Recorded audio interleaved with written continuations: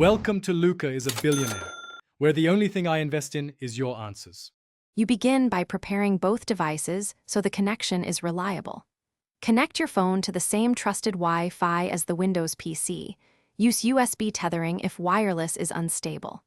Install the official remote desktop or virtualization app on your phone and the companion server or settings on Windows.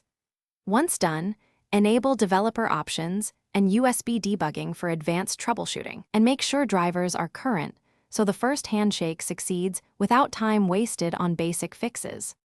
Now you set up the connection and tune controls. Open the Windows Remote Settings or Virtualization host and configure a dedicated account with a secure password and RDP port. If using a cloud VM, note the IP and key. On the phone app, map touch gestures, enable keyboard input, and choose an appropriate resolution, lower for responsiveness, higher for readability. Once configured, test locally with both devices on the same network to validate latency, input mapping, and file sharing. You finish by securing and optimizing the experience so daily use is practical. Enable VPN or network-level encryption, set idle timeouts, and restrict access to known devices. Lower Windows visual effects and enable hardware acceleration in the client to improve frame rates. Make sure file transfer and clipboard syncing behave as expected.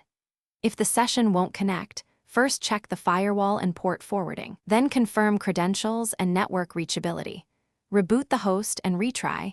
Many issues clear with a restart. Thanks for watching and please subscribe. It's the best investment you'll ever make.